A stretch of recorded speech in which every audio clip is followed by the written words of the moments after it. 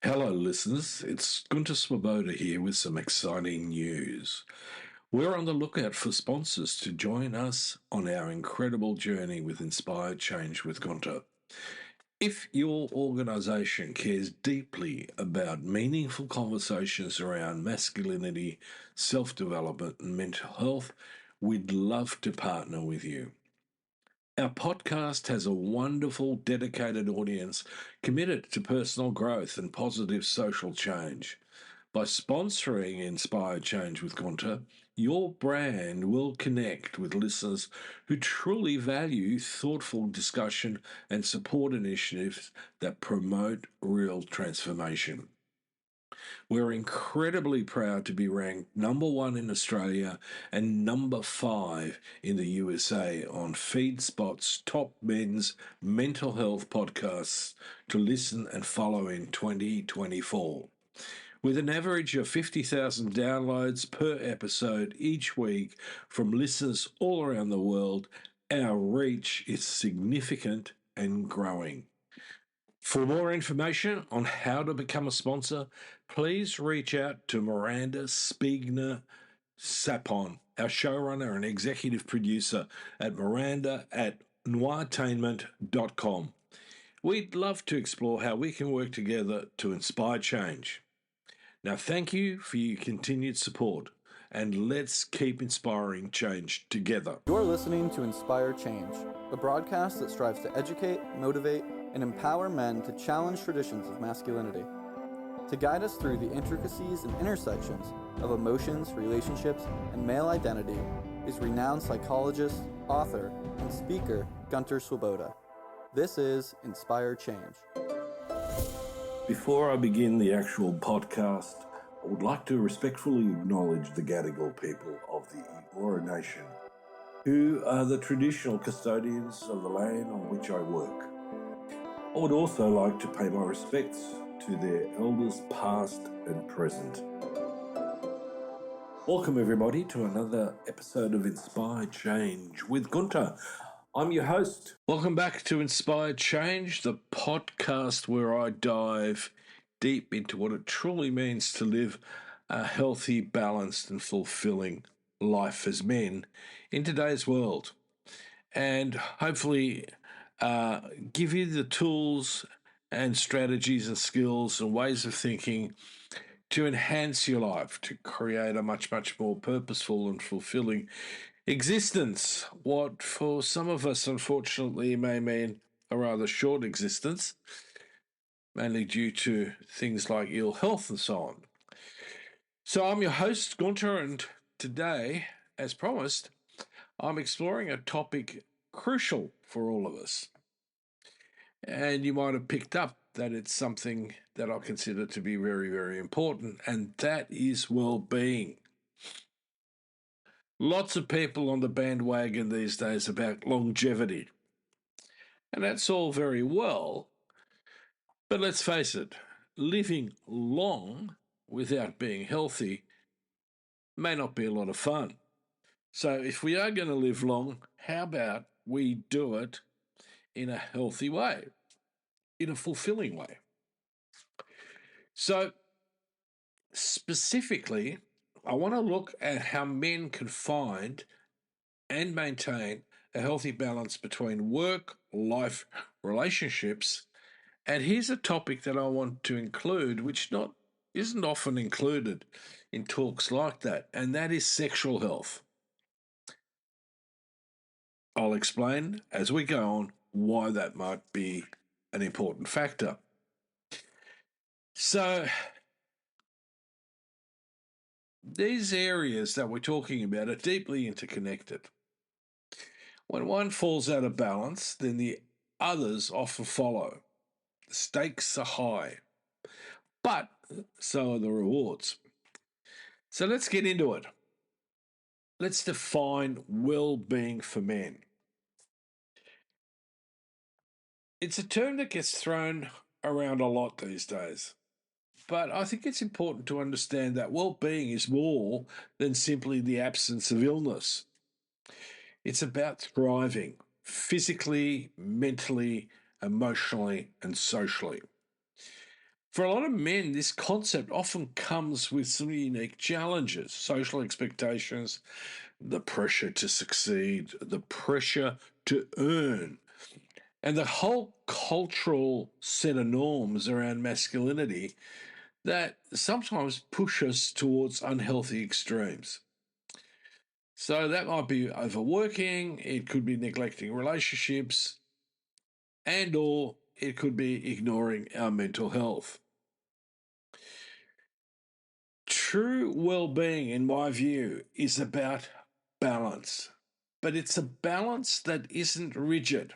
Okay, so let me introduce you to a very subtle but important concept. I don't know if any of you out there have tried stand-up paddleboarding. Okay, now those of you who have surfed and tried stand-up paddleboarding more than likely did it in the waves. And one of the things that I very, very quickly picked up in stand-up paddleboarding in my first weekend of humiliating falls into the water all the time was that in order to keep my balance on the board with all the ripples and little waves and cross currents and so on, I needed to drop my weight into my lower body and keep my feet flexible so that they could move, they could adjust, and my knees subtle. Okay. So the lesson of the day here is that true balance occurs through subtle micro movements in adjusting our weight and adjusting our balance constantly. It's the thing that makes stand-up paddleboarding such a great workout because in doing so, you fundamentally have got all your muscles engaged, especially your core stays on constantly. Whereas if I'm on a sort of prone surfboard or on a longboard, you know, I'm probably only using my muscles 40% of the time, if that. Okay, so as I said, the message is subtle adjustments. So, balance is about integrating different aspects into our lives. It means adapting to work, our relationships, our personal growth. And here's the thing, in my experience of over 40 years of working, especially with men, but also women, sexual health or the lack of it is often the barometer about how good we are in keeping ourselves well. Now, some of you might want to disagree with that, but I challenge you to come up with some good reasons why this might not be the case. It's affected by our physical health, by our mental health, by social health. The whole kit is enrolled in this, and as I said, it's a barometer. It's not about the be all and end all of everything, but it's there as a little beacon. There are many other beacons, for example, how you sleep. But what it is like Freud said, libido is about our life force. And if you think about our life force as like a light on a dimmer switch, for some of us, it's barely visible.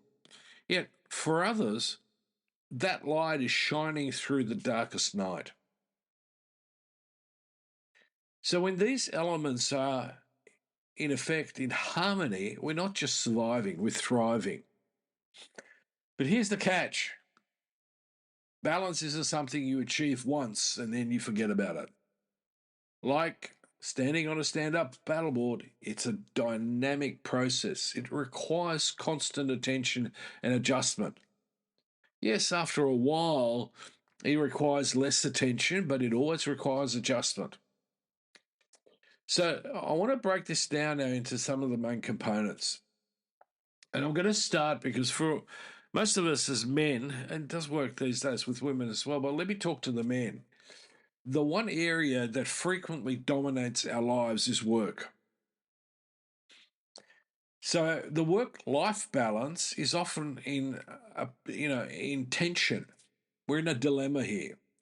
Given that's a central part of our identity, especially for men, it's where we often derive a sense of purpose, achievement, and status. But here's the thing: when work consumes too much of our time and energy, it doesn't just impact us, it affects everyone around us, particularly our relationships and our health. The concept of work life balance has become a bit of a cliche, I know that, but it's still incredibly important. And let's be honest, achieving it can feel like chasing a moving target. The key here is not to aim for the perfect 50-50 split, but to find a rhythm that allows you to meet your responsibilities without sacrificing your well-being. Now, first, we need to recognize the signs of imbalance. Are you constantly exhausted? Do you feel like you're always on call, even during supposed downtimes?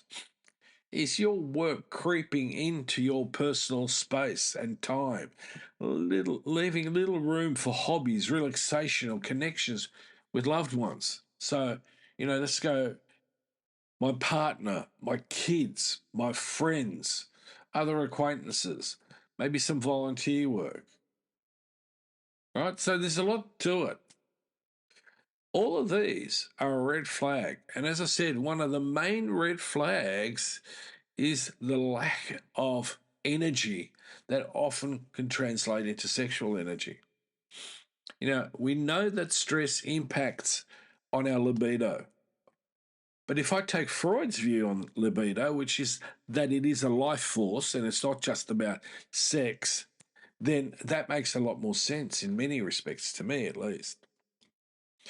So, next, it's about setting boundaries and making deliberate, intentional choices. Now, this might mean learning to say no, might mean learning to delegate, but it also might involve reevaluating your career goals if they're constantly clashing with your personal values. In amidst it all, it also means carving out time for yourself. You need time to recharge, you need time to reflect, and you need time to reconnect with what truly matters to you and the people in it. Remember, being on all the time is not a badge of honour. It fundamentally is a path to burning out, and I see lots of people burning out. A balanced approach to work not only improves productivity, but it also enhances your overall well-being and your work satisfaction and your morale. And ironically, often means that you have fewer days off, at least sick. Because if you're keeping it in balance, your immune system is going to be pumping a bit better. All right, let me go on to the next area. And this is important. As you've probably picked up from many of my podcasts, the whole thing about connection and healthy relationships is key. Relationships are fundamental to our well-being. Yet, they're often the first to suffer when we're out of balance. Now, that could be with your partner, friends, family, it could be with acquaintances. But these connections provide the emotional support and intimacy that are essential for a fulfilling life. Now, here's a caveat. Some of you may be in an unhealthy relationship. You might be satisfied at work, but unhappy in your personal relationship, your intimate relationship. You need to reflect on this. You need to see what it is that you need to change. Is it possible to work this through with your partner? And if it isn't, it would be possibly in your best interest to reconsider being there. Now, this is the challenge that relationships actually require work. Like if I'm going to say no and set boundaries, firstly, I need to reflect on what it is that I'm going to set boundaries to. For men, this can be a lot of times really, really tricky. We're often taught to be stoic, to solve problems on our own, and certainly to show or avoid showing vulnerability. We're supposed to show strength, not vulnerability. But here's the truth.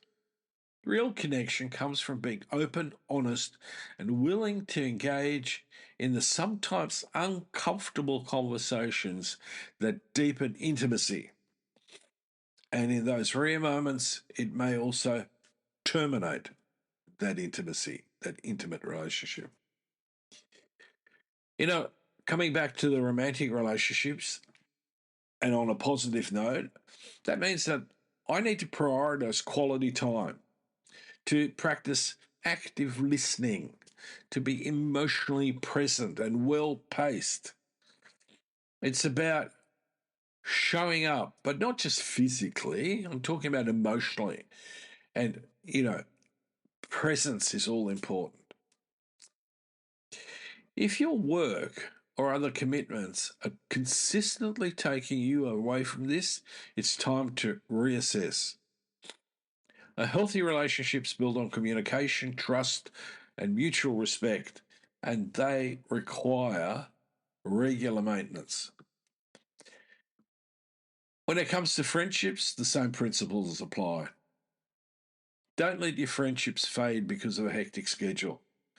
Men often find themselves so isolated as they get older that they have literally nobody around, mainly because they themselves have not nurtured their relationships. These bonds are just as important as romantic ones because they provide different kinds of support and they also help us to maintain perspective. So, let me bring this issue in about sexual health and well-being. Sexual health is a critical component of overall being because it reflects our energetic state. It's often the very place where our stress comes through. I've spent enough time with women who, in the early days of parenthood, just don't get the opportunity to bring that part of themselves into play. But they often have a partner who is insensitive or, not communicating well with them and try all sorts of things to coerce them into that sexual relationship. That when they, in fact, that what they really need is some understanding and possibly a few very, very important breaks. So for us as men, it's more than just the sexual approach to it. It's also about, we need to understand the relationship between affection, about sensuality, and about our own sense of desires, needs, and also about boundaries. We need to be respectful of ourselves, but as much as that of our partner. We need to respect our partner in this. So we come back to that need for really open communication with your partner about your sexual relationships, your needs, but it's a two-way street. We need to be interested in the other person. We need to be open to opening that door. So this includes discussing not just what you want, but also what you feel comfortable with and any concerns or issues that may arise. All of us come with certain beliefs, taboos into our intimate relationships. These play out without ever being really discussed. Now, for a lot of us as men, one of the things that gets in the way is this issue about performance and performance anxiety. The idea of differing levels of desire or the impact of stress or fatigue. A lot of us as men actually aren't very clear about how all that fits together. And so what some men do is they just give up on it altogether. So I see men in their 50s and 60s who haven't had a satisfying sexual relationship with their partner for a long time, but they've also not addressed the issue with their partner. They've simply given up. And to me, that's a very sad state of affairs. And what often that doesn't need to be there. So, another point I want to make around this is that sexual health isn't just about what happens in the bedroom. It's about understanding the broader context: work, stress, emotional disconnection, unresolved conflicts in your relationship that affect your affection towards one another, this level of sensuality, and the level of sexual intimacy. Taking care of your physical health through exercise, diet, and regular medical checkups also plays a vital role in maintaining sexual health. So, for example, men with low testosterone, exercising regularly, having the right diet lifts your level of testosterone. Now, that doesn't mean you're going to get sexually aggressive. What it means is you just feel better and therefore are more open to experience that sexual energy, that dynamic. Now, finally, in that context here, one of the things I want to say is that it's really important to confront and let go of unhealthy myths around masculinity and sex. The idea that men must always be ready, always perform, or that sex is purely physical and a sort of an Olympic event basically leads to really unrealistic expectations and, most importantly, a great deal of dissatisfaction. The healthy approach is to recognize that sex is an expression of intimacy and connection, of love, of care, of nurture, not just a physical act. So what I want to do now is, having covered some of the sort of basics, is talk about a few strategies for achieving and maintaining well-being. And some of this is generic almost. It's a thing that, I've spoken a lot about in different podcasts, but I'm going to run through it fairly quickly. Number one, prioritize self-care. It's essential. Set boundaries. Learn to say no, whether that's at work or at home or in your friendship circle or in your club. So the reason why I bring that out is really important is because in order to say no, you need to know why you're saying no and then be able to hold ground with that. And in order to do that, you need to be able to communicate openly. Don't let misunderstandings fester. People make all sorts of assumptions when you're going to say no, and you draw up a boundary. Clarify why you're doing it. Next one, invest in your relationships. These are fundamentally important. Number 5 is an inner experience of reflection and adjustment. Regularly take stock of your life. What's working, what's not. Be willing to adjust your approach as your circumstances change. The one common denominator in this is that all of us age, and in doing so, we move through different developmental stages that have different needs. Our purpose, our meaning of things, the intention that we bring to stuff, all of that is important to examine. So flexibility is the key here to maintaining balance.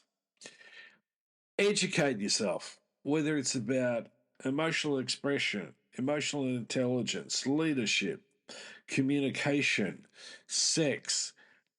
Understand what you're dealing with. We make this assumption, we come into this complex life, this dynamic world, and as we go from childhood to adulthood to old age, we're somehow meant to know all of this automatically, intuitively as we go along. That's the biggest load of rubbish that I've ever really heard and been exposed to. And I speak from experience, having been on the planet for over 60 years is that what I knew then about myself is different to what I know now about myself, because I'm not static. I'm a different person with different experiences, different understandings. My brain's different. Now, lastly, but not least importantly, seek professional support if you need it.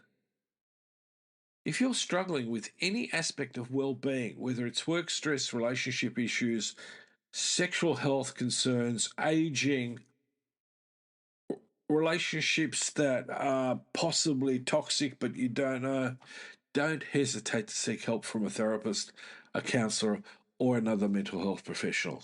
There is absolutely no shame in getting the support you need to thrive. And all of us have a right to thrive, despite of politics or corporate leadership, which often actually has very little interest in your own individual thriving. So, to wrap it, well-being is not a destination. It's a continuous journey. It's about making conscious choices, balancing our responsibilities, rest and joy. So, as men, we need to challenge the myths that tell us we must sacrifice one part of our lives for another. By striving for balance and nurturing all aspects of our well-being, work, relationship, and health, sexual and otherwise, we can lead richer, more satisfying lives. So let me thank you for joining me today on Inspired Change with Gunter. Let's keep working towards a life that's not just successful, but truly fulfilling, mind, body, and soul. So until next time, take care of yourselves, take care of each other, and keep inspiring change. This is me signing off. Love to hear from you. And if you're interested, please check out my work on www.gunterswoboda.com or www.goodmengreat.com. Thank you for listening to Inspire Change, a broadcast that strives to educate, motivate, and empower men to challenge traditions of masculinity. For more information on the Making Good Men Great movement, or for individual or group coaching sessions with Gunter, visit goodmengreat.com. For inquiries regarding broadcast topics or appearing on the show, email Miranda@noirtainment.com. That's Miranda at NOIRTAINMENT.com.